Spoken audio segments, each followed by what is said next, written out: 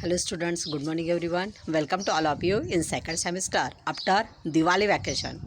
You have already studied first chapter basic concepts in economics and explain the different economies, its definitions, explanations of the microeconomics and macroeconomics, means basic concepts of the micro and macroeconomics. So all of you please first one to see and study of the basic concepts in economics.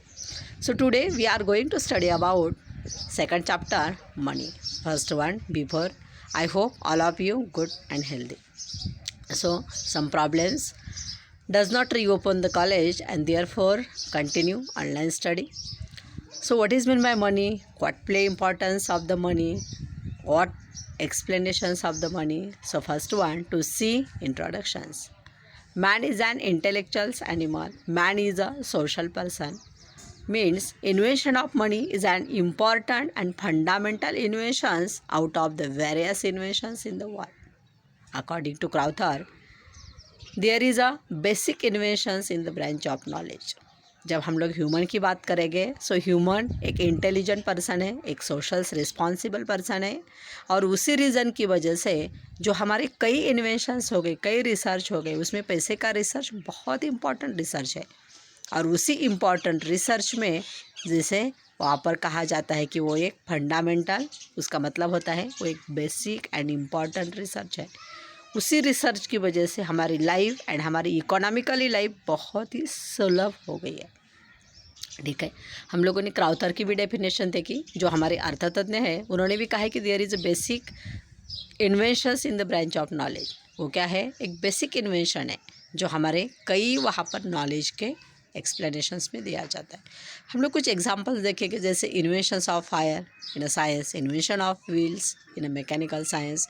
जब हम लोग Fyers की बात करेंगे सो हमें वो science का inventions दिखाई देता है। व्हील्स की मीन्स चक्की की बात करेंगे सो हमें वो मैकेनिकल साइंस का इन्वेंशंस दिखाई देता है। वैसे ही वहाँ पर हमारे मनी वो एक किसका इन्वेंशंस है? सो इकोनॉमिकल इन्वेंशंस है।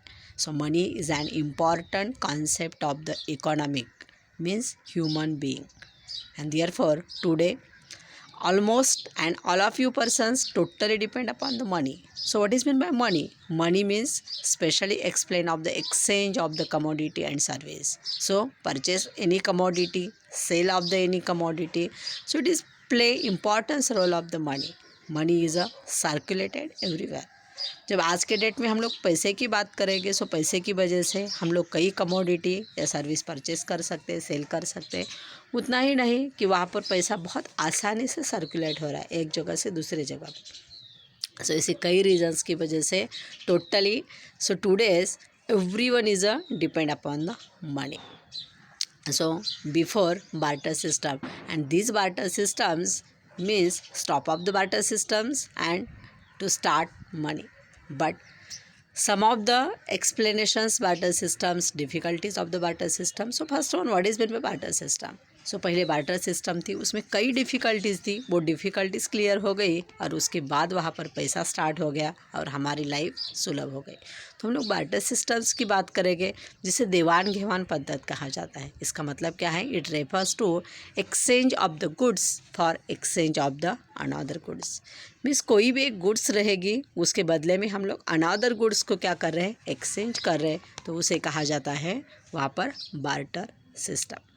आज के डेट में भी कुछ हद तक ये चल रहा है, बट आप लोग वहाँ पर पहले के ज़माने में ये बार्टर सिस्टम बहुत ही ज़्यादा यूज़ की जाती थी क्योंकि कोई ऑप्शन नहीं था। सो इसमें से कौन कौन सी डिफ़िकल्टीज आ गई? सो कुछ पॉइंट है, हम लोग वन बाय वन स्टडी कर लेते हैं। फर्स्ट वन पॉइंट है problem of double coincidence of the earn.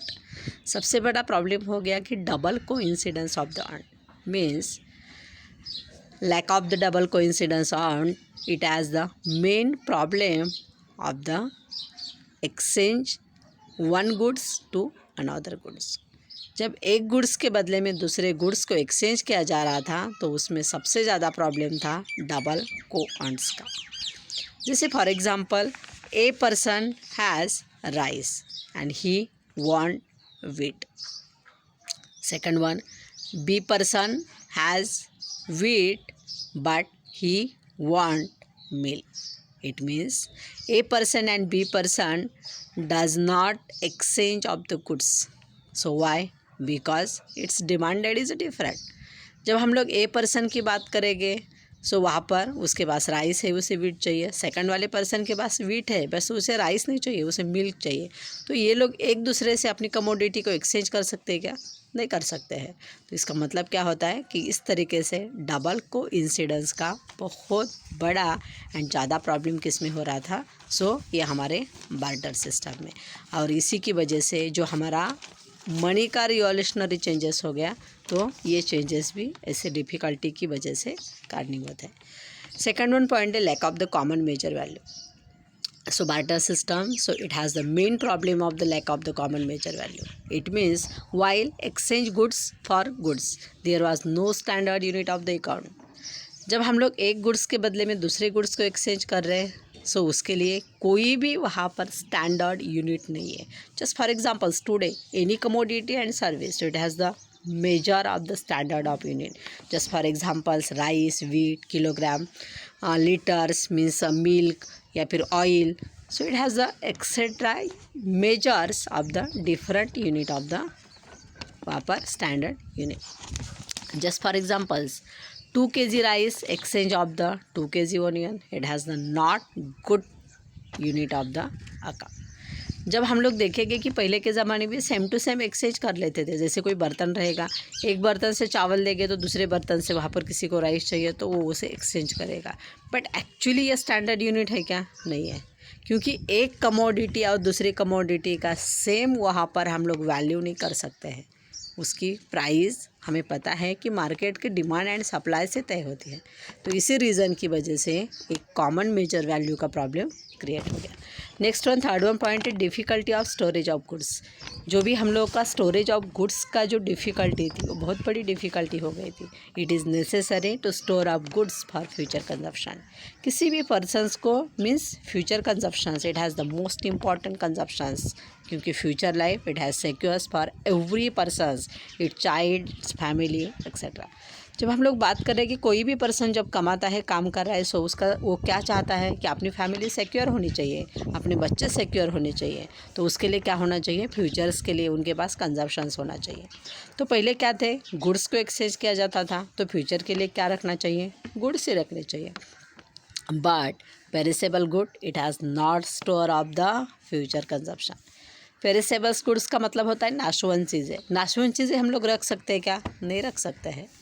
जैसे फॉर एग्जांपल्स हम लोग बात करेंगे, फ़िश रहेंगे, वेजिटेबल्स रहेंगे, मिल्क रहेंगे, इन्हें हम लोग क्या नहीं कर सकते हैं? सो फ्यूचर्स कंजप्शंस के लिए स्टोर करके नहीं रख सकते. इसका मतलब क्या होता है? Difficulties in storage of goods. तो ऐसे कई कमोडिटी की क्या होती थी? डिफ़िकल्टीज होती थी. आप लोग गन्ने की बात करो, जैसे हम लोगों ने वहाँ पर से खेती में गन्ना निकाला है, सो कितने साल के लिए हम लोग रख सकते हैं?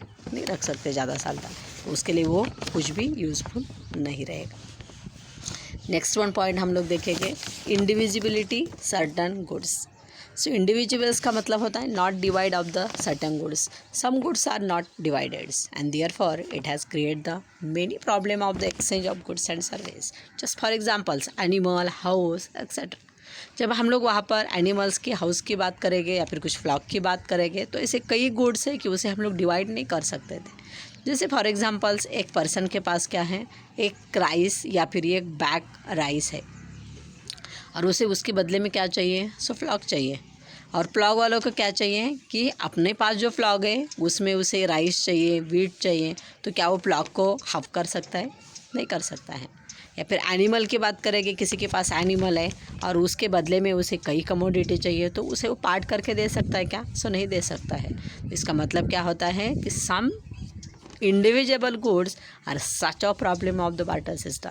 तो ये एक्चुअली वहाँ पर बार्टर सिस्टम में क्या हो रहा था? एक बहुत ही बड़ा प्रॉब्लम क्रिएट हो रहा था. ठीक है. नेक्स्ट वन पॉइंट की हम लोग बात करेंगे. So problem of the making deferred payment. Deferred payment का मतलब होता है विलंबित देने. Just for examples today, so any persons मतलब to take a loan and easily वहाँ पर pay repayment means interest, monthly interest and last one the वहाँ पर it has take some acceptance. हम लोग आज के डेट में बात करेंगे कि हम लोग बैंक से लोन ले रहे हैं तो क्या करें, मंथली उससे रिपेमेंट कर रहे हैं, मीन्स वहाँ पर उसे इंटरेस्ट दे रहे हैं। और जब भी वहाँ पर हमारा कंप्लीट हो रहा है सो उसका मतलब क्या होता है कि हम लोग आसानी से उसे पेमेंट कर सकते हैं। But barter system it has not differ payment. Just for examples, हम लोग कुछ एग्जाम्पल्स की बात करेंगे। जैसे फॉर एग्जाम्पल एक पर्सन ने क्या कर दिया, 2 काऊ लिए थे, कितने साल के लिए, 2 साल के लिए। और उसने उसके साथ में किस तरीके का एग्रीमेंट किया है कि वो 2 काऊ रिटर्न करेगा और उसके साथ में उन 2 बछड़े देगा। कितने साल के बाद, 2 साल के बाद। But actually any problem means natural calamity या some of the problems, so first one 2 cause it has not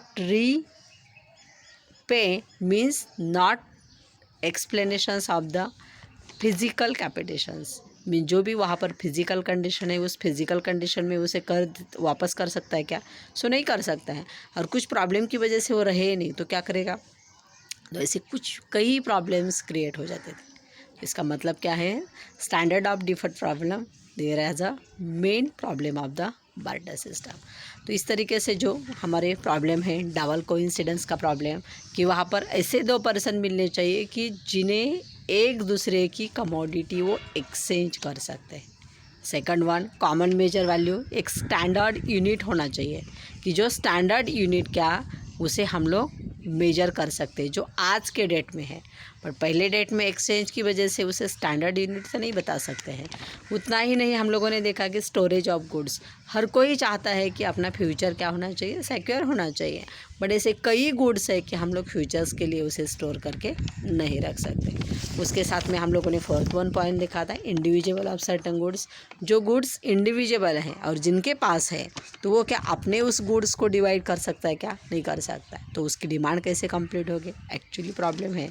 और लास्ट वन प्रॉब्लम देखा था standard of the deferred payment, means जब भी आज के डेट में हम लोग इंटरेस्ट या फिर उस टाइप में पैसे की बात करेंगे तो उस टाइप में वैसा नहीं था, तो उसके लिए क्या हो रही थी, दिक्कत हो रही थी, किसकी, डिफर्ड पेमेंट की। ठीक है, मुझे लगता है ये आप लोगों को मनी का पार्ट समझ में आया होगा। सेकंड वन है कि ये पार्ट मतलब ये questions first one Deepti ma'am ने लिया था, सो बट हमें ये चैप्टर कंटिन्यू करना है, मतलब आगे कंटिन्यू आगे बढ़ाना है, इसलिए मैंने ये क्वेश्चंस को शॉर्टली फर्स्ट वन लिया है। उसके बाद हम लोग क्या करेंगे, सेकंड वन क्वेश्चंस बहुत ही अच्छे से डीपली स्टडी करेंगे। Okay, thank you very much.